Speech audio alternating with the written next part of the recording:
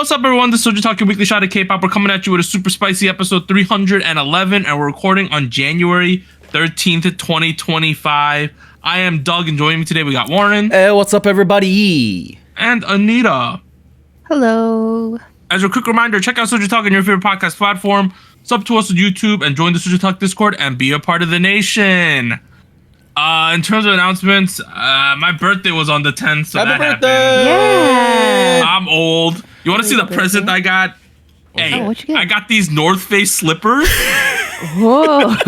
It's like putting a jacket on your foot. It's made out of like the jacket material. Hella warm. Ooh. Really good indoor slippers. I highly suggest them, by the way. They're fantastic. Nice. My friend had them. My friend brought them to like a camping trip we had. I fucking stole his shit and just wore it the entire weekend. They're so comfy, right? They're so comfy and warm. And like, I don't know, call me crazy. I think they kind of look cute. Not gonna lie. Yeah, no, I like them too. But for me, they're just gonna be indoor slippers. So shout out to my parents. You know, they got me these slippers. Hey. All right, big new releases. We got 4 of them this week. We got 2 pre-releases though. We got GFRIEND Minnie pre-release for her solo debut with Blind Eyes Red. 17 BSS with CBZ, Cheongbaji, Prime Time is what they're also calling the song. We have IVE pre-release Rebel Heart, and we have GFRIEND reunion song Season of Memories. So that's also kind of cool. At the top, let's talk about Minnie. She is from G-Idle. She is at Cube. They re-signed, so she is now here. On January 8th, Cube confirmed that her first EP, Her, will be released on January 21st. So, hey, maybe that was in the terms of re-signing too. But he's like, you better give me this goddamn solo debut right away. Maybe. Let's talk about the song though. Hey, this is kind of sensual and dark and vibey. It's a mood, is it not? Very, very vibey, very moody, very like late 2010s, early 2020s, like pop R&B core. Oh, yeah. Do you kind of gonna see what I'm going for? Like the sad boy, sad girl, slow trap music, like, you know what I mean? Like. I will say though, for as intrigued I was, because I am a Minnie fan, and I was like, oh, this was cool. She's doing something interesting. The song itself is kind of repetitive. Like, Yep. It feels like we replayed the same mood sampler about 3 times and called it a day on this one, right? Yeah, it kind of. It's clear where the chorus is, it's clear where the verse is, and like there are clear devices that are meant to kind of denote that. Like for example, like there's the every now and then during the chorus she'll end the line with "You got me, right," that thing. That sounds terrible. You know what I mean? You know what I'm referring to. Like, Yes. there are very clear devices that make that clear. However, I do think it would have benefited from like a change up or like a benefited from like rise in emotions or a fall in emotions, that sort of thing. One track that I know the 3 of us really fucking like, and this is gonna be a bit of a throwback. Remember Katie? Yes. Oh, yeah. Remember Katie? Katie Kim? Was she a Kim? I don't know, but like, Yeah. she had a song that dropped, and the Remember, that's the one with all the rappers in the background. That has a very clear fall and rise in emotions, and like it has a very similar kind of vibe. A version of it has $Sign on it, which is, I mean, that's like a clear make sense kind of situation. So like for a minute, like a minute or half in, or like 2 minutes or so in, I expected like a rapper to show up or like Minnie to start rapping or something. I don't know. I expected something to happen, and that never really happened for me, personally speaking. Yeah. That being said, that Katie Remember song, please go check that out. That's a great music video. It's like a fashion show towards the end, right? Literally. We used to really like that song. I do like that song. Man, that's a throwback. That's before CJM went to jail, is it not? I think it was. I don't think he ever went to jail. It was just before he got caught for like. Okay. Let's get back to Minnie though. Yeah. I do feel like, here's the thing. It's a pre-release. What is a pre-release supposed to do? Get me excited for the main release. Did it accomplish that? Sure. I'm excited for the main release. But at the same time, I also think another caveat of pre-releases is that they need to be able to stand on their own. And is this able to stand on their own? Not as much. Do you know what I mean? Like, I think honestly, for what we got, it's cool. I felt like I understand the mood they're going for, but that's about it. I think that's kind of where I kind of didn't like. I am intrigued because it's Minnie. We know her from I-DLE. We know we have some context as to who she is. The song as a standalone, the concepting, everything about it, to me felt more like a concept video, like the vague idea of like this is what we're going for her solo. And I don't know, I feel like I wish it would have been a little bit more refined in that sense. Like, I think what I got from it was like a vibe, and it's fine if it's just a vibe, but I think to me then that doesn't count as a pre-release. That counts like a concept video. Like this is where we're exploring the creative direction of where she's going as a solo artist. Because yes, it's very repetitive. I think the processing they did on her vocals in certain parts of the song was, I don't know, I didn't know if it was necessary. It felt like it was just trying to emulate that vibe they were going for. I wasn't a huge fan of it. And Ooh, you mean the autotune and the stuff like that? Yes, the autotune. Yeah. The lyrics they had for this song too, where you're mentioning like late 2010s, like emo rap type of sound, and I kind of felt that in the lyrics too. Yeah. It almost felt a little outdated. I don't know if that's the right term, but it felt like, I kind of wish we would have, I don't know, I guess I think I understand. I have a concept of where she's going for, or the team that she's working with.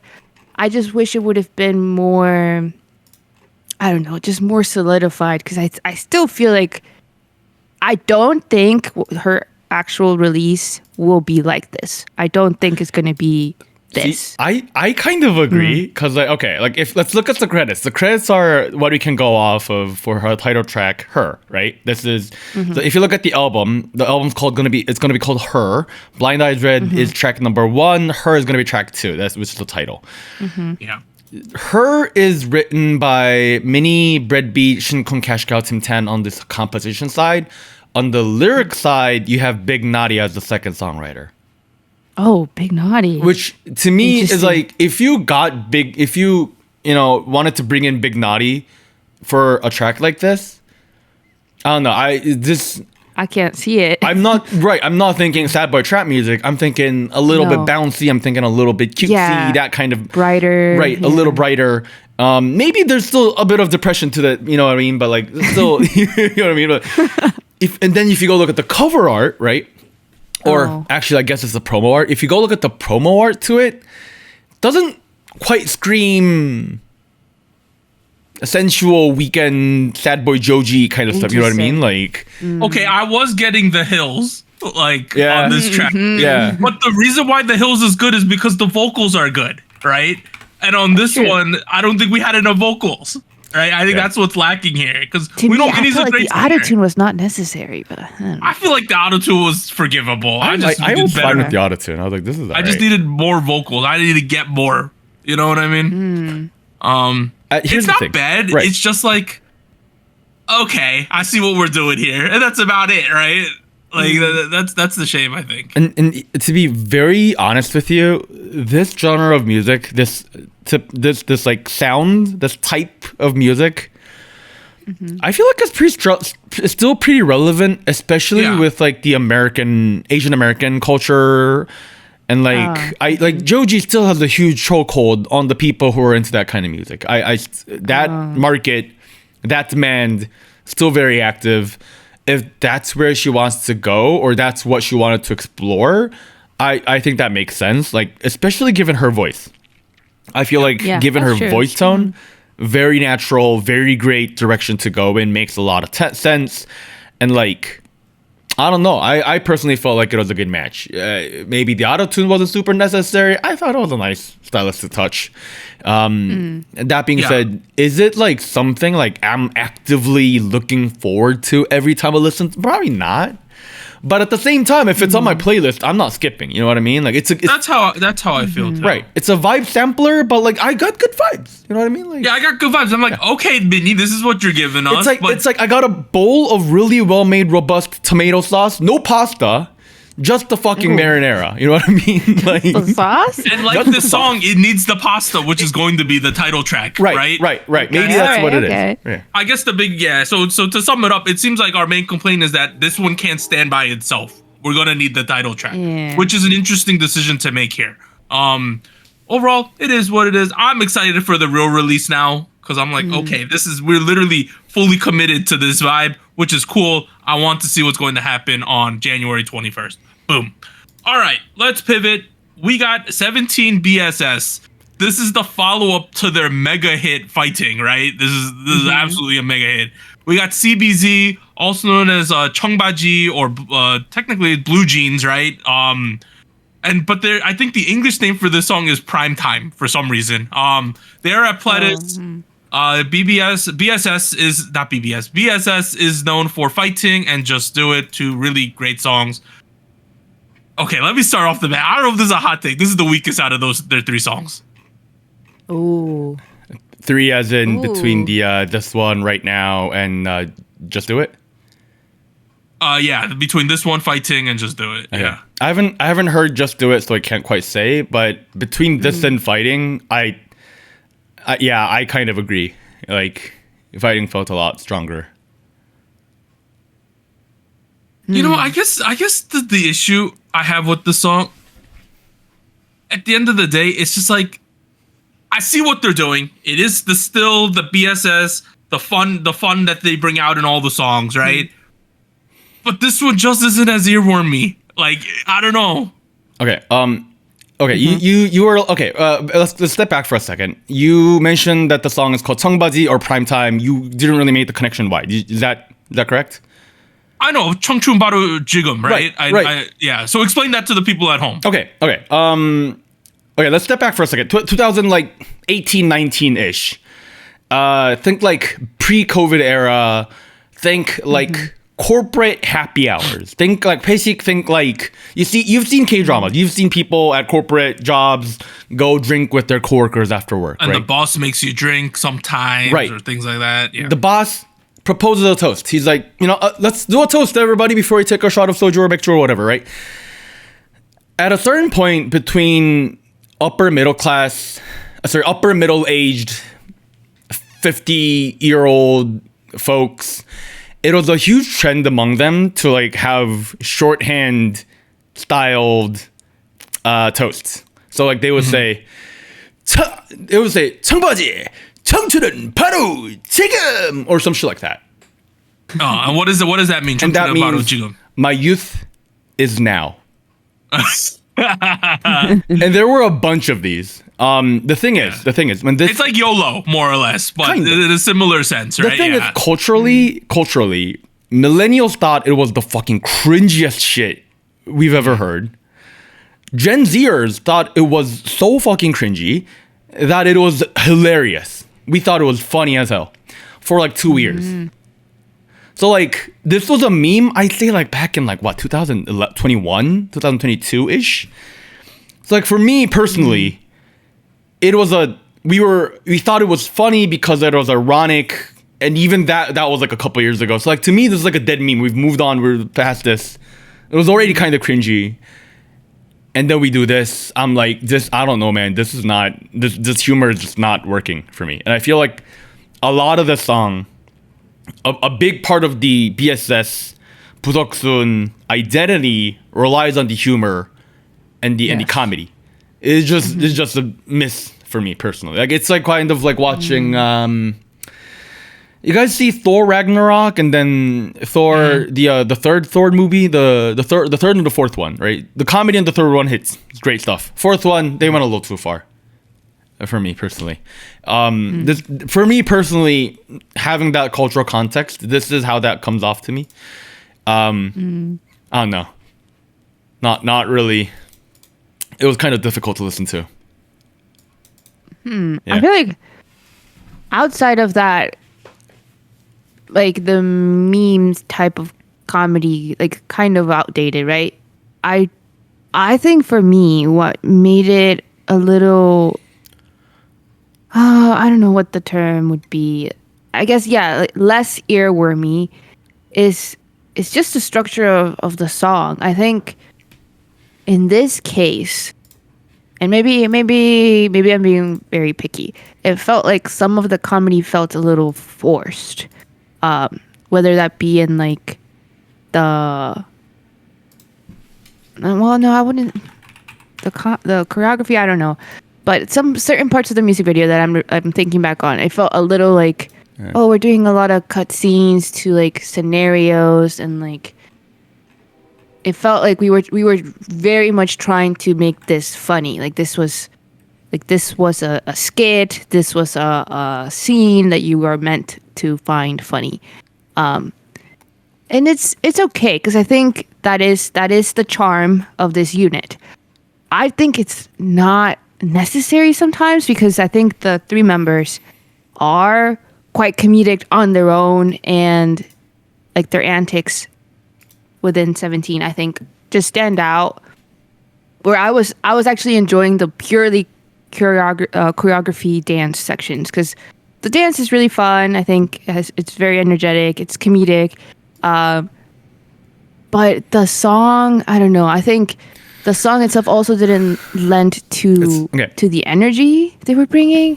Yeah. Let's talk about the song, right? Because I think songs can be good without having earwormy parts. I think that's not like the end all for like making music. However, do you guys know what corporate Memphis is? Is that corporate Memphis? I don't know what Memphis is, but what's a corporate? It's like artificially Southern. No. Corporate Memphis is a style of art. Look it up. Corporate Memphis. Oh, I think I'm familiar with this. You look at it and you immediately will recognize this style of art. Oh, okay, yes. It's this is like this was big back in the 90s and stuff. Yeah, and like it got brought back because it's very inoffensive. It feels creative, it's funky, but it's very inoffensive, and like corporate, it was very popular on like HR landing pages, like corporate websites, like startup websites that have like something to do with finance or like healthcare, that sort of thing. It was big on meta.com. It's like an art style that's very boring, and like it's pretty, but like doesn't really do much. You know what I mean? Oh yeah. Similarly, there was a band that went viral on TikTok a couple months ago called Lawrence. There was a viral clip of singing "What You Want." It's soul music, but it feels very soulless. If that makes any sense, it felt very. People are comparing it to Target music, like Old Navy advertisement music. Oh. Like Samsung Mobile advertisement music, because it's so inoffensive. It's just very boring. And personally speaking, this is what that comes off of as. It's very like. I get that we're trying to be funky and like campy, and don't get me wrong, I get the camp. I taste it, but like there's too much. It's just not. It's not very tasteful in the way it presents itself, you know what I mean? So like thematically, it's relying on a dated meme. Sound wise, it sounds bland, soulless. It sounds not good. The parts that work in the music video completely do not work in the song itself. Like the intro is just, I don't know, and then the bridge is also just not there. I don't know. This was one of those songs where like I do not look forward to listening to this every time I did for the review of this song. I don't know, like do you kind of get what I'm getting at, like the corporate advertisement? I think what you guys are trying to say is it felt forced. I think that's a lot of what you guys are trying to say, which I honestly I get it. I could see that. But maybe I notice it. I guess I didn't dislike it as much as Warren does, I think. Well, Anita, you're the one who's saying that I didn't like the comedy parts because they tried too hard. Well, yes, because I think that's in the music video though. On its own, like when I watch the live stage, on the music by itself, it's okay. Yeah, the music by itself, I thought the live stages, like I said, I was like, okay, this is pretty good. The energy was there, like the choreography was there. Like I enjoyed more when we just focused on the members and them as the fun, as the comedy aspect. Whereas some parts of the music video, I could feel that like fabrication of, oh, we're trying to make this funny in those scenes. And like musically, I feel like that's coming off to me as in like I feel like they chose the kind of music that is going to be the safest, not risky, just appeals to everybody in a boring kind of way. Music, here's the thing. If you like Meghan Trainor, if you like Macklemore, like this is going to be right up your alley. And there's nothing wrong with that. I like Meghan Trainor and Macklemore. There's nothing wrong with that. It's just not something I want to listen to. And like, you know what I mean? Like, I mean, they did like okay, let's do a jazzy hoedown song. Who doesn't like one of those, more or less, right? Like, yes. Yeah. It's like, okay, let's put it this way. It's like when you go to like a commercialized barbecue place, right? You know it ain't gonna be too good, but you know what you getting, right? Like, that's how it feels like a little bit to me. Like you went to Texas Roadhouse? Like Famous Dave's or Texas Roadhouse, you know, something like that. And you know what? There's nothing wrong with Texas Roadhouse or Famous Dave's or like Arby's for that matter. Like, I will actively choose to go to those places sometimes. But you know what you're buying into, you know? Yeah. I kind of feel like fighting also could have straddled the line of being a little bit forced and cringy, but it was just so goddamn catchy that it was undeniable, right? And I think what I was trying to say at the beginning is that I just feel like there's not enough thick here for you to overlook how campy this could be at some points. You know what I mean? Because at the end of the day, if they had just made such a catchy part and it's like, this is the part and made it so viral, everyone would have been like, okay, I could overlook the camp because we got to this part. But I just feel like we're lacking that kind of bit here. And the thing is, like, I don't want this to come off as like, oh, Warren just hates campy music. Like, I feel like that's not true, because like there's plenty of songs from Orange Caramel that I love to this day. But then again, I don't like sorry, what's that guy's name? I don't know. Maybe it's just a personal preference thing. For me, I don't know. Again, nothing wrong with liking Macklemore. Nothing wrong with liking. You know, the funniest part is at the beginning of this music video, they had to have a warning that this was made during the first half of 2024, because at the end, there's sort of like it could be seen as like a protest going on a little bit, and you can't be protesting right now in Korea. That's what they're afraid of. So it's kind of funny how they had to have a warning in the front. No, I mean, like, they were running for a political position. We're not going for a protest theme song. We're not doing that. It's kind of hilarious. Honestly, I saw the title and I saw like that intro and I was like, oh, it's because of the Nugent situation. You know what I mean? That's what I thought a little bit too, but then it's not at all. And then they started running for like a mayor president position. I was like, okay, never mind. Like, I mean, I don't hate the song, but I don't think it's like fantastic either. That's what I'm really coming down to. It was just okay, it's fun. They're fun, but are they gonna be doing this at the awards show next year? Probably not. You know what I mean? Like, there's a difference. I don't know. If you like Corker music, go for it. Do it. It's just not for me. When did this one come out? This one came out on January 8th. So it's been 5 days, right? I just want to see if we're in a top 10 of iChart or something with this one at this point. Okay. Okay. We're not. No. Yeah. No. Okay. Yeah, I don't think we're even in the top 20 right now, guys. Oh. Yeah. No, I don't think we're not iCharting right now. Yeah.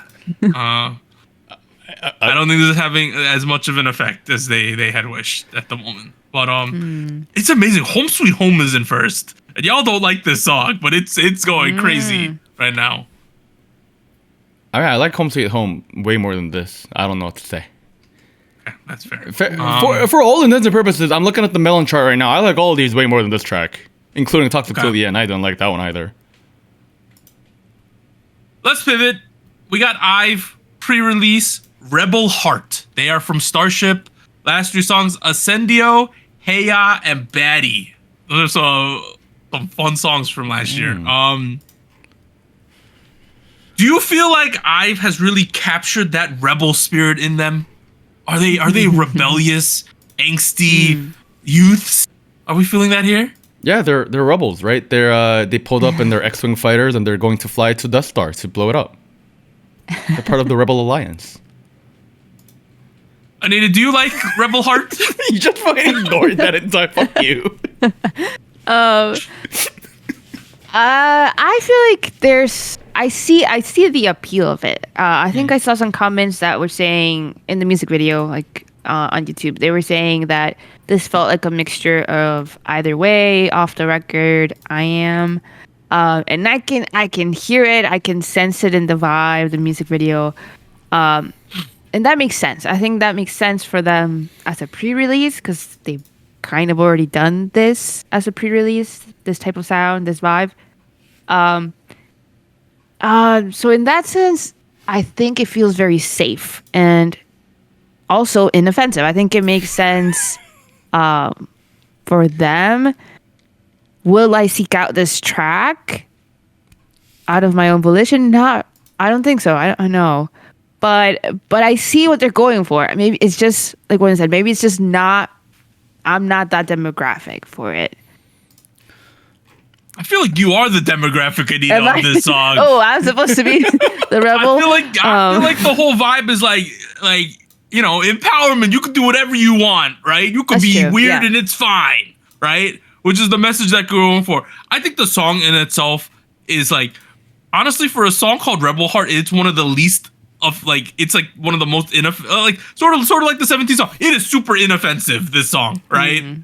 Like there's not much risk going on here. It does sound nice, I think. I like the song. I think they're acting well in the music video. That being said, to me, it's just like, for a pre-release, does this Rebel Heart make me excited for the title track? Not really, you know? I don't feel like it was super rebellious. Maybe it doesn't like hype me up for like the next comeback, but what I will say is it does signal towards what I wants to do with their next comeback, as in like creatively, direction wise. Like Anita mentioned, I feel like we're very clearly going back to the IM-ish days of IVE, like the early stuff that felt very Lux, but also like energized, but also like kind of like classy at the same time. That kind of vibe is kind of what I'm getting at, but now. It kind of feels like the rich kid who does really well in school does not want to go to their after school course tutor lesson session kind of rebel kind of vibe, which like that wasn't just you, dude. That's what I was feeling, right? As well. Right, like that moment where Anyujin pulls up with the tie and the shirt and the hoodie. I'm like, she looks like a very pretty, like a Korean high school student who like does not want to go to her hagwon. and here's the thing, like I don't know, like that has demand. It's safe, but like at the same time, I feel like this has an inkling more of a theme than the track we just covered. Yes, it's safe. I don't hate it though. No, it's enjoyable. And like arrangement-wise, it feels like there are like some quick twists and turns that were really fun. Like you get to that bridge near the end, and you do the na na na na, and then the bass is like pretty like wub wub wubby. Like that stuff like that felt like it came out of nowhere, and just I was pleasantly surprised. I didn't hate that. I really like the One Young part, the try me, break free, you will never be me. That's a great line considering all the hate that girl receives online, for sure. I thought that was cool, but I don't think that's like a really rebellious stance to take, you know? I felt like that in a moment was really cool, because I'm like, yes, One Young, you tell them to shut the F up, right? I don't give a crap. But at the same time, I don't think that's being a rebel, you know? Like, what is that breaking away from? So, maybe... Oh, I was just going to say, I think if I ignore the title of the song, right, Rebel Heart, and I just look at the content of the music video, the lyrical message they're going for, the visual message as well, it feels more like I don't know. Maybe it's more like that line that she says, right? Like you're never gonna be me. Like you don't know what it's like being me. Yeah. I think that feels like a whole different concept to me that I can definitely see way more of. Like, you think somebody has it really good, but you really don't know what they're fighting with. I think that to me feels like maybe that's actually what they're going for, but the title track feels like a bit of a misnomer in a way. I don't know, the title and the majority of the theme felt like it was a battle call, like a call to action, like join us. Yeah. You're not alone. Join the Rebel Alliance and fight against the Empire. Like, that's what kind of what it felt like to me. Like, and like, for all intents and purposes, knowing IVE is very popular with like that the younger demographic. I think it's a good message. Yeah. True.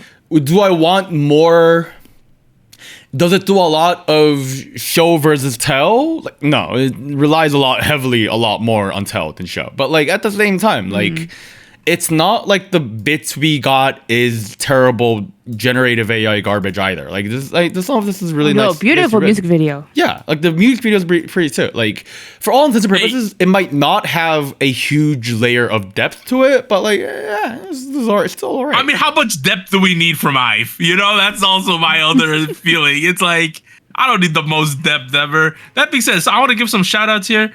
Isso's pink hair plus acting was really good in this music video. They gave her a lot of emotional depth there, I thought. I thought she did a really good job. Kind of felt like her story was the most like thought out, right? Instead of just like, I'm gonna dance in front of a car, you know? Or like, or Ray's, it's like, look at the weird clothing I'm wearing, but it's actually not weird clothing, it's nice clothing, right? Like, you know? Cute. Or like really Liz nice. is like, I love animals. She's like, has a guinea pig and then a lizard. It's like, okay, how dare you like animals? That is what? I the same thing. I think the messaging is good on a face level. I like what they're saying, but it's just always, I always mention this with IVE songs. It's like, I'm just telling you, I'm a rebel. I'm kitsch. You know what I mean? I'm like, it's like, I saw you in 3 Dolce & Gabbana ads last year. I don't think you're the most rebellious person in the world, right? Like, but that being said, with all of pop, that like all of music, that's a thing. You know how there you toe the line between messaging and authenticity, especially in K-pop. It's like an even funnier line, right? I mean, that's where like I feel like you can grow a lot of depth by like thematically not just saying rebel over and over again, but like, you know, like lyrically portraying how that can be achieved. Like that goes back to some of the earliest criticisms that I had on the show. Like if I hate to do this again, but like if you go back to Dala Dala by ITZY, my biggest complaint was stop telling me how you're different. Sorry, stop telling me that you are different. Tell me how. Show me how. Like, you know, show versus tell. Yeah, that's why I thought that One Young line was like, "You're never gonna be me." I'm like, okay, we're getting there. Right. Let's get some depth going, and then we didn't. You know, we stayed surface level the rest of the way. I was like, God damn it, we could have hit something. She could have mentioned Sojang in her music video. Oh, yeah, we're not doing that. No. I feel like we could have went there. She could have been like, keyboard warriors, keep typing. You know, imagine she say that. People would be so angry. It'd been hilarious. On the face value though, we're just nitpicking more or less here. I think we all agree that the song's decent. It's fun. It's catchy. I actually like this song, to be honest with you. I think it's a nice song. I'm looking forward to the main release. Here's the thing, right? Like I feel like if I look back at IVE's career trajectory, like we've had the first 5 tracks, you know, like from 11 to like I Am. And then after that, they started trying out different things, like Ascendio, Kitsch, like sorry, actual Kitsch was before that, but like what's another one? Like Baddie was another one. They started trying Baddie. Right. They started experimenting with different sounds, concepts, you know, some more campiness, some of it had plot. I personally feel like this is a bit of a return to form, to prime variant of IVE, you know, like main IVE. IVE. I don't hate it. I'm personally kind of excited for this kind of release. Yeah, I think in one review I said I'm not excited because of this track, and I'm excited because I like IVE, which is kind of like doesn't make sense. I just thought at the beginning of the song I said I don't think the song makes me the most excited for the main release, but at the end of the song I was like, I like the kids, I'm excited for it. Liar. Which I guess Liar. no, but it kind of makes sense. I don't think the song gets me too excited, but I'm just excited because I like IVE, right? I think which could happen for sure. Yeah, it is. It does feel like this is more like the I Am type of song. You know, we're back in the really like standard K-pop route here with this one, which I think it could work, and I think the messaging is on point with what they want to do here. So we'll have to see when the actual main release happens, which could be exciting. February 3rd with IVE Empathy is what it's called. This EP. This feels like a trilogy, right? Because we've had IVE Mine, and then IVE Switch, and then now we have IVE Empathy. I don't know. The title track is gonna be called Empathy. So like to me, there is we're building something with emotions here. That's pretty exciting. So we'll see where this goes. For sure. All right, let's go to the last song. It is the GFRIEND song, Season of Memories. This release is actually under Source. So the main company brought this back here. Oh man. Last 3 songs from I think like 3 years ago were Mago, Apple, and Crossroads. Those were from at least 3 years ago. Gosh. So this was a group that ran it went 2015 to 2021. So they pretty much did the 7-year run, right? And then they dissipated, and then this is more or less they're doing a reuniting in celebration of the 10th anniversaries. They have a single album here, Seasons of Memories, and it is released by Source. So the main company said, yeah, let's run this back for the 10th anniversary, which is really cool to see because sometimes people are like, F that company, right? And things like that. I know a lot of the fans are still F Source, but they gave you this 10th anniversary song that you probably wouldn't have gotten otherwise. How do we feel about Seasons of Memory? Season of Memories. I keep pronouncing it wrong. Season of Memories. 우리의 다정한 계절 속에. What a long title in Korean. You want to go first, Anita? Well, in my notes, I had it, and I had to I listened to the song for like the first 5-10 seconds, and then I paused it because immediately from the beginning, I felt like the sound they were going for was very much pulling from that J-pop, J-rock vibe that has been popping off quite a bit in K-pop. We've seen a lot of groups kind of do their interpretation of it, reference it. I found it really interesting that that we're hearing it from GFRIEND, but also because if we look back in their discography, their sound was originally something that we would say, oh, this sounds like an opening for an anime or something that you would hear like very emotional, very, I don't know, something that kind of has that vibe. So I thought, oh, this makes perfect sense for them. Like it almost feels like a more modern interpretation of what they were already exploring back in the day for them. So I thought that was really cool. But there's a thing in the chorus that happens. And there's like a certain melody they try out where it feels super familiar, very much J-pop. And I thought like, oh, is this? I couldn't pinpoint it. I couldn't pinpoint like, oh, I've heard this somewhere. I've heard this melody before. I thought like, oh, maybe it's that J-pop sound. It must be pretty common. But no, I don't think. I think you figured it out. Okay, all right. Let's step right for a second. J-pop has lots of different aesthetics, different sounds. Personally, I would group this under a genre of J-pop called yakose, or night writing style. Artists are Yoasobi, Yorushika, Zuttomayo, Yonezu Kenshi is typically grouped in there too. Look up yakose playlist on Spotify. You'll immediately get the kind of vibe we're going for here, and a lot of the cliches used in that genre is present here too, right? So for example, you start off with the main top line, da da da da. You start with that. There's a lot of these rhythm guitars. There are constant barrages of melodic pianos that are like very fast and very chopped up. The that sort of thing in the background. There's always that. a lot of this points towards a bit more of a very more direct, inspired by Japanese music of style of music, rather than like the early GFRIEND stuff like Rough or like Me Gustas too. I don't want to say it was inspired by J-pop to any means. It's just if you go up the route of like where that kind of melody comes from, it goes all the way back to Trot, which is, you know, has connections with Japanese music and that sort of thing. So like thematically, you might have gotten to like a similar area of like style. And I think that was a very clear choice between what's trendy right now and like what GFRIEND is known for. But also like they tried something new. So that's pretty cool. That being said, I do have a demonstration. I think that's kind of what you were referring to, Anita. Yes. So like if you go all the way to this one right here. Oh shit! Demonstration time. Okay. Actually, well, I don't know why Doug is looking like that. Whatever. Keep going. Whatever. Keep going. That's fine. Okay. So here's that one. Here's the main chords, the chord progression, and the melody to the GFRIEND track that we're covering today, right? So that's.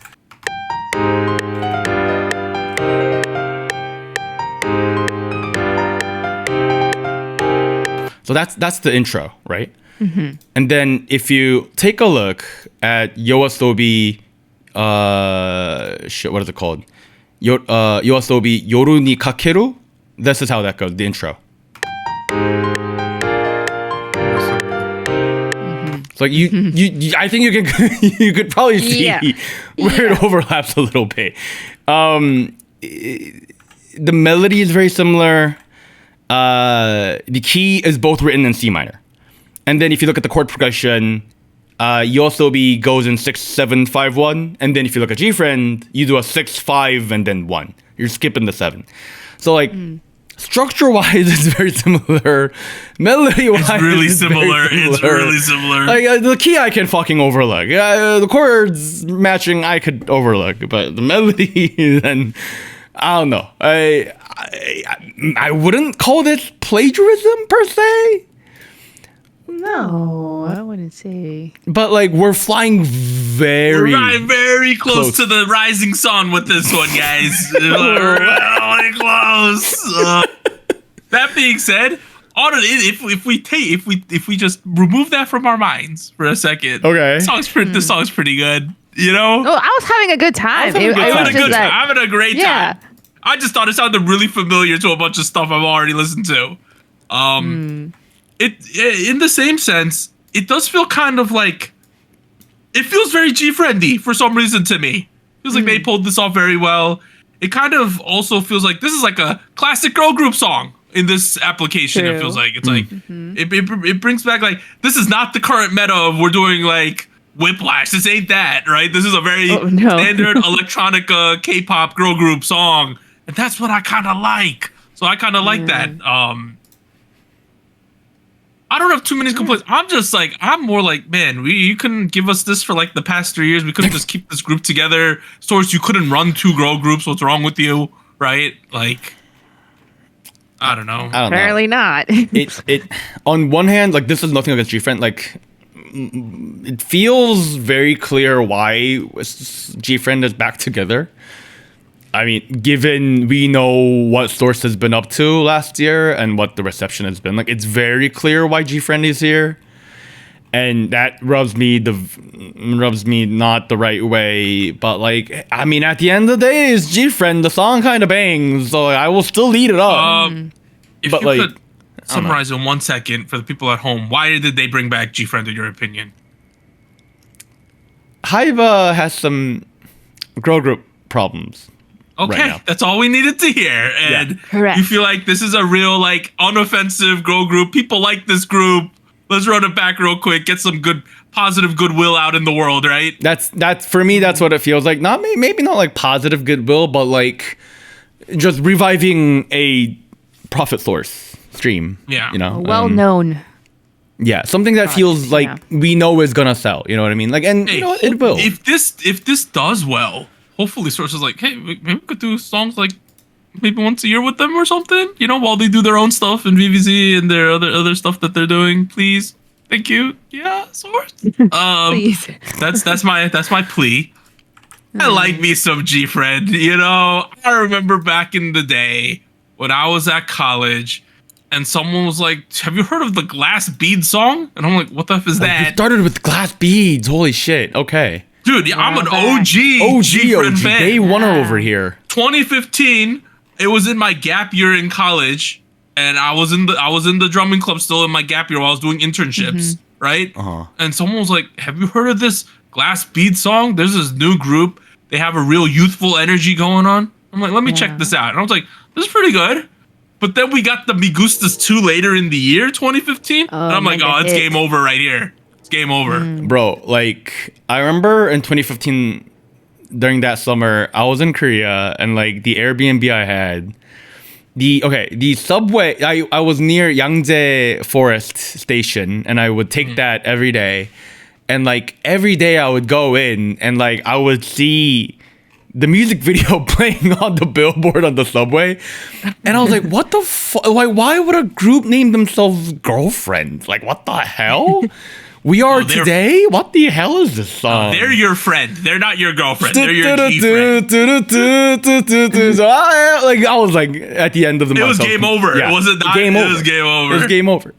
Yeah. And like It was at fun the times. here's the thing, like there are very clear callbacks towards GFRIEND's rest of their career in this music video. Like obviously there are those collage shots with a bunch of music videos that fly past each other in that subway, but like also like that choreo at the end, Anita, isn't that the intro to Rough?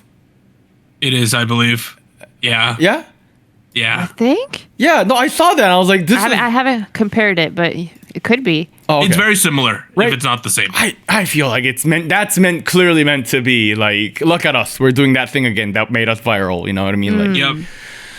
It's the same thing. No. It's the same thing. yeah. Something that I thought was really nice throughout, and I think they made it very explicit towards the end of the music video, was that they're very much acknowledging that this is a reunion, right? Like this is like, I don't know. I think the lyrics could have like.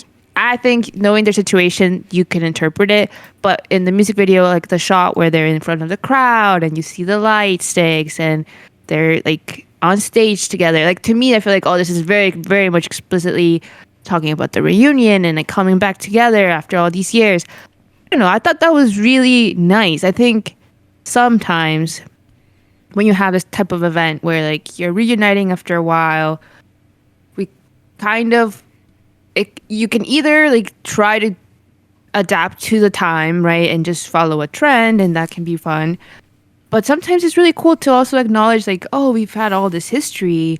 Let's talk about it. Let's be a little emotional about it. I thought that was nice. I think it fits them. It fits GFRIEND. It fits their music, their discography. Because I think when I think of GFRIEND, I think they were very much the girl group that kind of had that in the forefront, like being like very like emotional pop, if that makes sense, where like I don't know, the music videos, the choreography was like you could just see it.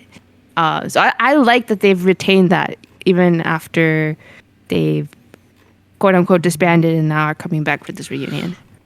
I'm kind of the thought that like I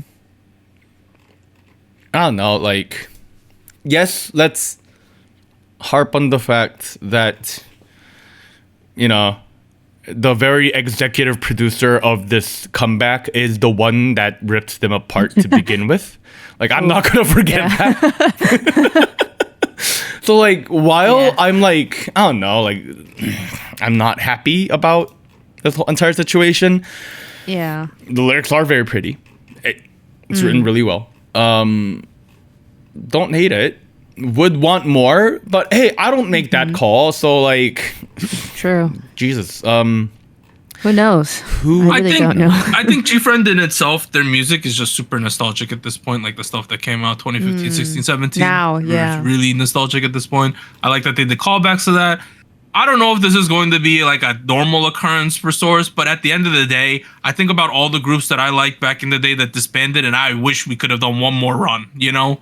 So at the end of the day, I think you guys just got to be happy that you got this. If you get any more, even better, right? That's how I'm feeling about this. Very nice. Honestly, out of the songs this week, this might have been my favorite. I was thinking about it. I'm just a sucker for like really classic sounding songs, and this really hits all that for me. All right, let's pivot. Other big releases this week include Tracer with 365. X-Love had a debut with I'm a B. This has, Anita, you know this person, Umuti from Boys Planet is in that group. We had Quantum B with It's Snowing featuring Kugi. It's a winter song. Woolen brought the song? What? Yeah, It's Snowing featuring Kugi. We have Wien with Aftertaste. La Seraphim Yunjin released Jellyfish. She once in a while releases songs. There's another one from her. It's good. Check it out. We're at SojuScore. Last week on episode 310, Stray Kids Walking on Water got a 5.77. From Miss 9 From got a 6.39. Boy Next Door, If You Say I Love You, got a 6.23. And the songs this week we're going to score are G-Idle Minnie, Blind Eyes Red, 17 BBS with CBZ, I Rebel Heart, GFRIEND, Season of Memories. All right, let me get the thing going real quick for Warren. Boom, boom. I'm here. I'm streaming it. Let's get it. Okay. The first song, Minnie, Blind Eyes Red. I'm gonna be honest here. I think this song is a little bit too much vibes, a little not enough substance. I'm gonna give it a 5. Oh, damn. Ooh. Okay. Wow. I was thinking about it. It's like, I think my thought process was, if this wasn't Minnie, and this was someone else, what would I give it? Like, if it's Minnie, I'm like, I was gonna give it like a 6. But I was like, if it wasn't Minnie, objectively just the song, I would give it a 5. I don't think there's enough substance. Damn. Wow. Okay, I don't feel as bad on my rating, because I also gave it a 5. I think. Sorry. I think. I don't know. I agree. I think the vibe was interesting. I just felt like we could have made it a little bit more sharp in like the concepting and smaller things that I thought could have been more refined, but not terrible. It's a 5. It's a vibe. It's a good vibe. A good vibe is difficult to construct. Sometimes you got a vibe track that's not there. Like sometimes you eat that tomato sauce and it's like not good. Just the sauce. But just like this sauce. I had a spoonful of the sauce. It's very robust, very hearty stuff. You know, I gave it a 6. Okay. You know, don't act like we're barbarians here, dude. You only gave it a 6. The SojuTalk Nation and Coach voted, and they gave it a 5.67. So kind of in the middle. Dude. There we go. Okay. As a result, Minnie receives a 5.42. We're gonna like. This is a to be determined. We're gonna have to see the title track on this one. All right, next one. 17 BSS with CBZ, Chungbaji, Prime Time, whatever you want to call this song. This one's a toughie because I feel like I feel like it was a little too campy without being like earwormy, but at the same time, what we did get was okay because I found it enjoyable. It led me to a 6, I think, which is kind of weird considering I gave Minnie a 5. But I was thinking about which song would I rather listen to. I think it's BSS for me. I kind of agree. I think if we take the same analogy that you had, Doug, where if it was somebody else doing the Minnie song, maybe it wouldn't rate as high. To me, I feel like it almost felt like 17 BSS was able to kind of push the song forward, but in its essence, I feel like it lacked a little bit. So I'm enjoying the live stages because I think the energy they bring and the choreography is really fun. I also gave it a 6. Warren. Oh, I don't like the song. I'll be honest. I know. It's very obvious. I was split between 2 scores. I'm giving it the higher of the 2. I'm giving it a 2. Okay. I don't think the So on our production- chart, that means this is a bad song, right? That's based on what you're seeing on the screen here. I mean, when we first joined the call today, I was like, this song is terrible. So I was split between a 1 and a 2. I don't think the production works. I don't think the theming works. The lyrics are pretty lazily written. I don't like the wording. I don't like the video. I'm sorry. It's not working for me. Damn. All right. So just like Nation and Gochu Gang also voted, they gave it a 6.10, similar to Anita and I. As a result, because of Warren's waiting on this song, it's a 5.03. Hey, it's above a 5. It's still above It's not bad. 5. It's still better than Minnie. Right. From your perspective, because you gave it a 5. Yeah, I think it was. Yeah. I think it's more enjoyable. Yeah. We got Rebel Heart here. This is a tough one. I think if I'm going based on the song and not how I feel about the messaging or like their application of the messaging, I think this is a pretty good song. So just sound-wise. Yeah, sound-wise, I think this is a pretty good song. I think it's very catchy. I'm Okay. gonna give it a 7, honestly. Oh. I'd recommend some people Wow. listen to this. I think this is a really good song for like normies to listen to. If that makes any sense, you know, it's very like this is a very unoffensive, fun song, right? If you know someone who's not into K-pop, you're like, hey, try this one out, and they're like, oh, okay, I like what they did here. That's how I give it a 7. I'm giving it a 6. I I think figured you would. I understand where they're coming from. I think maybe I'm a little too familiar with this from IVE now, because I think seeing the comments of people saying like, "Oh, this sounds like this and this mixed together," I realized like, "Oh, we kind of have done this in a way," but it's a pre-release, and I think it's fair enough. I think it's a 6. Huh? I think it's a return to form. I'm excited to see where they're going. That being said, if they do more of this for the title track, I think that's gonna fall a little flat. Too much, yeah. Like I was listening to the Eve's track that Anita suggested. Holy shit, that's a good track. Yes. Damn. Maybe that for the title track? I don't know. Hopefully. Hopefully. All right. Yes, more of that. Anyways, I think the song was good. I gave it a 6. Okay. So the Talk Nation and Gochu Gang also voted. They gave it a 6.15, and as a result, IVE's Rebel Heart gets a 6.29. I honestly think that's pretty fair for that. Lastly, we have GFRIEND with Season of Memories. Is this an all-time classic GFRIEND song? Probably not, but is it a fun GFRIEND song? Yeah, it is. So I'm gonna give this one also a 7. Those were my 2 favorite songs of the week for sure. Yeah, I kind of have the same sentiment. I'm giving it a 7. Despite the familiarity of the melody and the sound, I think it fits, and I liked their presentation of it. I think the music video was really, really nice, really, really good at referencing the meaning of this reunion to them. So I think it makes sense. So 7.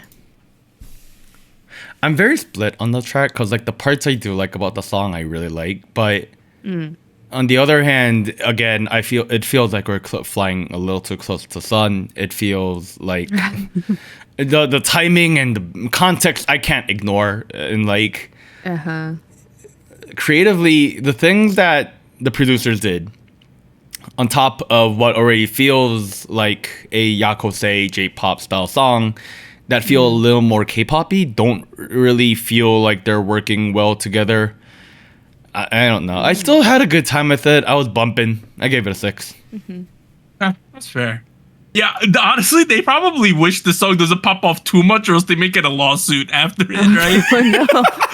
You know what I mean? If it's not too big, it's like, all right, whatever. But if it's like big, someone might be like, you know? Let's see. So Delay Nation Gochu Gang voted. Our server does like some GFRIEND. They gave it a 7.17. Pretty big score here. As a result, GFRIEND Season of Memories receives 6.79, which is a great score. There you go. All right. So Soju scores this week. I-DLE's Minnie, Blind Eyes Red got a 5.42. 17 BSS with CBZ got a 5.03. IVE Rebel Heart 6.29. GFRIEND Season of Memories 6.79. Before we get to show winners, can I give a shout out to someone, guys? Yeah. Shout out to my mom. How you doing? A former IZ*ONE member, right? She was on Squid Game, right? Oh yeah. Oh yeah. She's on Squid Game.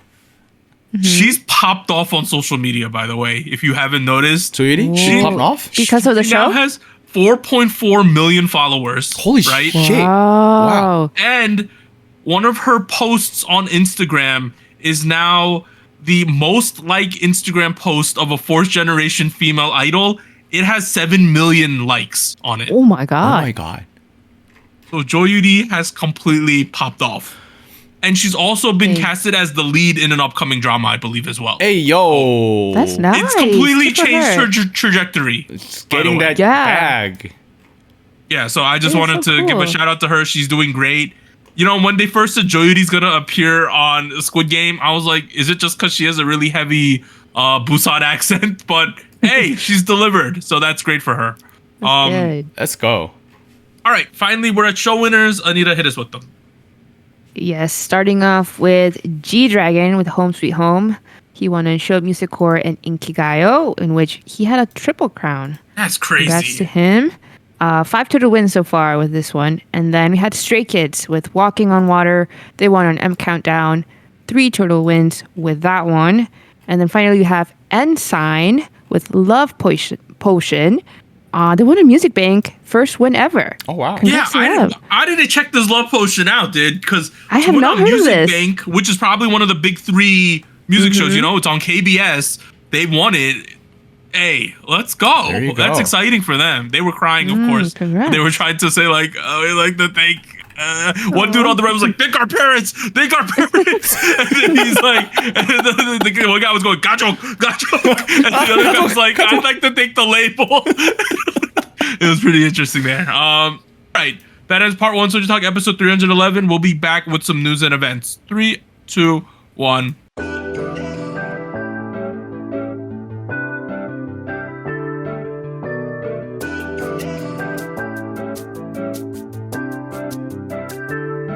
Hello, SojuTalk Nation. This is Anita here with a quick PSA. If you would like to support SojuTalk Kpop Podcast, please like, subscribe, or follow us on whatever platform you're using. And consider joining our Patreon at patreon.com/SojuTalk or donating to us at paypal.me/SojuTalk. On behalf of the crew and myself, thank you. Now back to our regularly scheduled episode.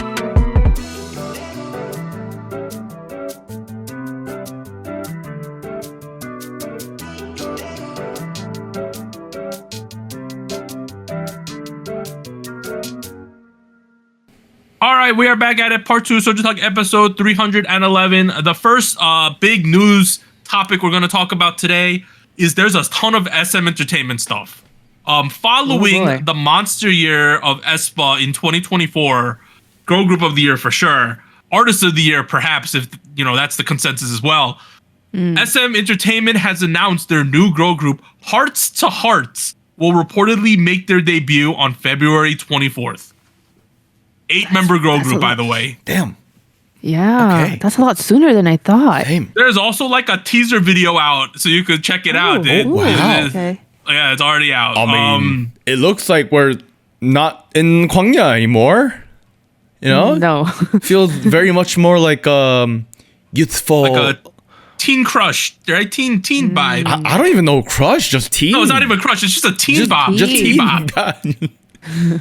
Hey, but they're doing it. SM Girl Group, February. Get ready. Hearts to Hearts. I don't know why we couldn't do Heart to Heart, but yeah, we added some S's over there. It's going to happen. There's but 8 not hearts, only Doug. this, SM Entertainment is set to debut 3 new groups in February. What? 3. 3? Hearts to Heart. Oh, wait. I Mitro, know these. Dear Okay. Alice. So Dear Alice see. is Oh, what? the English group. You remember that? Where they're in a I collab remember with some them. people. Oh yeah. And then Mitro is the trot group that they're building. Yes. Oh, So okay. we got traditional girl group, trot group, English group. I don't think SM has ever done 3 debuts in 1 month. But they're doing it. Okay. Crazy. Hey, it's actually kind of crazy. I mean, I there's guess no- this 30th year anniversary, they're taking it to the head, right? They're just going, let's just go crazy, guys. yeah. Speaking Everything. of that, though, they're going to release a commemorative album for the 30th anniversary. The album will include remake of SM's representative hit songs, reinterpreted by senior and junior artists according to each team's color, and they will perform them for the first time at SM Town Live in Seoul. That is pretty cool. Well, didn't Rise cover Hug the other day? Is that a part of this? I think so. Yeah. Yeah. So that was really they good. announced it's going to be called SM Town: The Culture, The Future, Dear My Family, and it's going to come out on February 14th. That is right there. Wow, on Valentine's. Yeah. Boom. It's going to be 17 tracks with the title track Thank You, as well as SM hits recreated by other SM artists that were showcased recently at the concert. So there it is. There you go. Okay. And then finally, not finally, a couple things. So Taeyeon and Wendy are not going to be at the 30th anniversary concert. Yeah. Yeah. So Taeyeon expressed that she wanted to perform some songs, but it just fell through. We don't know what's going on, but it seems like there's some like division at the company right now. The old heads versus the 3.0 people management. It is what it is, I guess. And then Isuman said, "I ain't going to this shit." So he basically said, "I'm not going." Oh, yeah. Ooh, guys, I found the track list for 2025 SM Town: The Culture, The Future 30th anniversary album. Ooh. It's the title track is Thank You, which is sung by all of them, and then you got Miracle by NCT Wish, Hug by Rise, Rum Pum Pum Pum by aespa, Run Devil Run by Red Velvet, Get It Up by EXO, Suho and Chanya, Love Me Right by NCT Dream, Juliet by Wavy. Whoa, that could be good. You got Hyunjin Young, You in My Faded Dreams by NCT 127. You got My Everything from Girl Generation. I Pray For You from Super Junior. Psycho from TVXQ. Wow. Whoa. Just a Feeling from Kangta. Game from Novice. What the fuck? Novice. View from Scream Records. My Name from SM Classics. And then End of a Day from BoA. That's a lineup. Hey, let's get it. So yeah, SM's making news. In terms of we got very minor Adore Hype Civil War news. So New Jeans, they've been doing promotions over the holidays. You've seen them at a lot of shows, a lot of stuff in Japan too. They've been doing. You've seen a lot of them in Japan. So all of this was the pre-scheduled activities with Adore, like the obligations they had to fulfill. This is ending. They're wrapping up all the end of the stuff that they are contractually obligated to do, right? So Adore filed an injunction, like not a preemptive injunction, to prevent them from signing independent advertising contracts. So they're basically like, hey, I know you're done doing the stuff we set up for you. You're not allowed to sign your own contracts with other companies to do stuff. That makes sense. It has to be through us. Yeah. So we might get into the point we're gonna be in the stalemate era more or less now, right? Like we'll see what happens. We're in the legal battle era for New Jeans. Yep. It's gonna be the really awkward era where people are like, "Where's New Jeans?" And they're like, "Well, we can't do stuff independently. We don't want to work with Adore. I guess we just wait for the lawsuit, right?" Like, we've all seen the discourse online. A big chunk of it is New Jeans had to be so stupid and spoiled that they, instead of doing tours and another album, they're doing more lawsuits. My personal understanding, based on how we've seen them communicate to us through these various random streams and whatnot, it feels like they are definitely aware that this is going to take a long time to sort out, and that they think that's worth it. I don't know if I quite agree with that, but I'm at the end of the day, props to them for standing up as artists, I guess. But at the same time, it's I don't know if this is the smartest way to go about it. I don't know. Feeling pretty mixed. Yeah. This is gonna go on for at least half a year. So here we go. Oh, wow. Hang tight. this is the unfortunate part of all of these lawsuits, is that we're gonna get the lull, and it's about to happen. Here we go.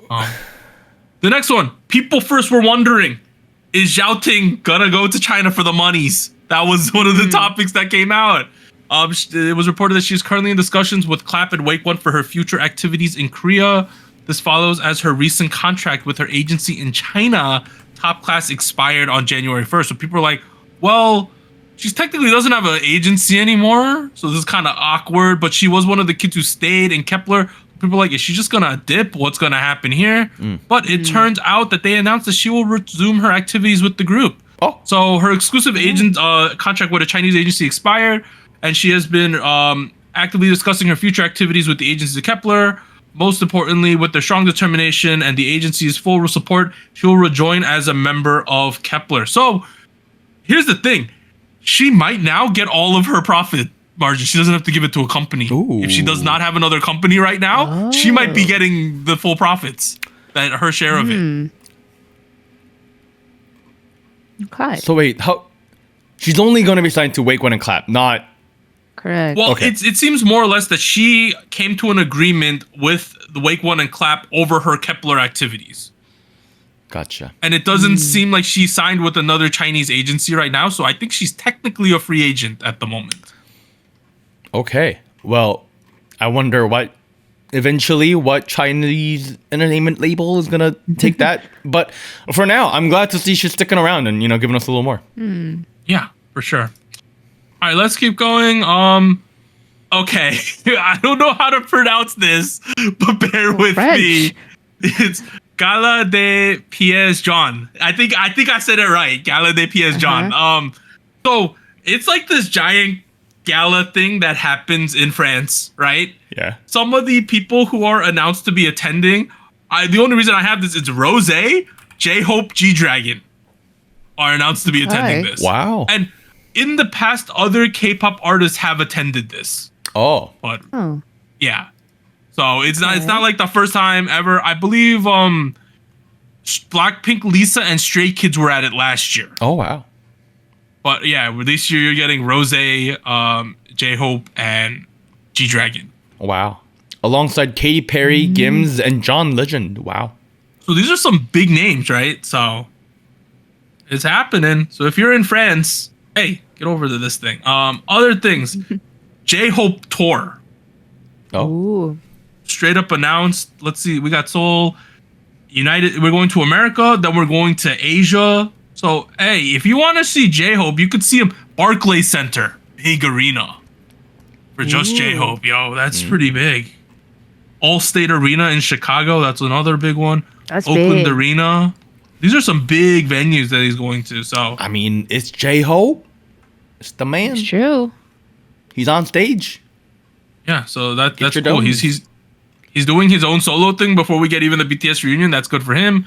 So with Taeyeon's and all this, like, people are like, what's happening to Taeyeon? But they announced the concerts though in the middle of this. So she's having concerts. She's going to Seoul. Then she's going to a lot of Asian cities: Taipei, Manila, Jakarta, Macau, Singapore, Bangkok, Hong Kong. So Wow. Okay. I guess this is their appeasement for her. They're like, well, at least you could tour. So that is happening. I wish Taeyeon would come to America. I would heavily consider going to that concert, but she is unfortunately not. Damn. We also got JYP celebrating 30 remarkable years, one night only event. It's going to be in Los Angeles. He's doing a 30th anniversary concert at the Wiltern. Look at I don't that know how- poster of the guy. Oh my god. Let me see how many seats this place has. Seats. How The many Wiltern? seats? 11,000. Oh no, not 11. That's 11,000 feet. That's a lot of feet. It's not actually the biggest place ever, from what I can tell. So, I don't know. How many seats? Come on, Google. Oh, it could be up to 4,000. So, hey, it's a pretty big venue. But hey, if you're in LA, apparently JYP thinks we're gonna fill an LA concert. He loves America. We all know this. He's gonna be doing a LA concert. So if you are there and you want to see JYP, go get it. Wait, I'm sorry. Did this happen already? It says January 10th at 3 p.m. For me, it says March 22nd, and it's on the poster March 22nd. Okay, sorry. I read the second date for some reason. Oh, you get your tickets. Oh, tickets are already on sale. Okay. Yes. Get them while you Okay. still can. I was about to say like January, like LA's not a. I'm gonna look up on Live Nation the tickets real quick, see how he's selling. Let me morbid prices. Let's look up morbid curiosity, guys. Let's look. Oh, okay. I'm sure it'll do great. Okay, I don't know what you mean. Let me see. Let's see if I want to book this seat. Oh, $250 to see JYP. Okay, let me go to the balcony. I'm poor. Oh my god, it's expensive. $130, Yeah. $140. Hey, look. JYP. The Will Turn is in Central LA. It's right now. LA is going through a lot right now, obviously. Yeah. As you can tell in what's happening section of Twitter right now, right next to you. It's honestly horrifying. Yeah. If you're in LA, I hope you're doing safe. I hope your family and friends are safe. Yep. I personally don't know anybody in LA, but if you're there, man, I hope everything's okay. I don't know what else to say. This is I keep seeing those videos and I'm like, this is so concerning. It's really scary. So there's a Korean celebrity who lost their house. Baseball. Park Chano. Yeah, Park Chano. Chano Park, the baseball player used to play for the Dodgers. His house in LA burned down, but he was like, it's okay. I mean, he has a lot of money. It's like to him, it's not the end of the world. Let's keep going though. Taemin World Tour, Anita. Ooh. Yeah. Ooh. Look at all of these dates. He got these ones. So it's an extension of his tour. So they added other ones. They had Brussels, Manchester, Honolulu, Tokyo, Kobe. Yo, Kobe. Yo, imagine you're someone in Manchester and Taemin's coming. That's kind of crazy. Yo. Speaking of Manchester, we somehow beat Arsenal, Warren. I don't know. It was kind of a crazy match with a lot of controversy. Somehow won though. As a gunner, what I will say is every year around this time of the year, we do terrible for 3 fucking games. We did terrible with the United game. We did horrendous with the United game. Our next game is the North London Derby with Tottenham. So. And our final thing, only one of, if you're a fan of them, they are also coming to Canada and the United States. So if you want to see only one of, you could see them there. But that's like all the news. Not actually a lot this week. Oh, okay. That's cool. It seemed like after the Jeju, the plane accident, the industry's just starting to rev up again. Like, for instance, variety shows were finally able to come on this weekend. So the whole industry as itself is starting to churn again. So we're going to have to wait to see what happens there because nothing was really allowed to happen previously. Next week, in terms of music, though, Want Us, BB Girls, WeI, Kickflip debut. That is JYP's new boy group. And then GOT7 is making a reunion as well. Yes, GOT7. So that should be pretty cool. This has been SojuTalk, your weekly shot of K-pop. A little bit of a short episode this week, but it's a symptom of everything else that's going on. We'll see you guys. We'll see you guys next week. Kickflip, everyone. Yep. Tony Hawk. Bye. Bye.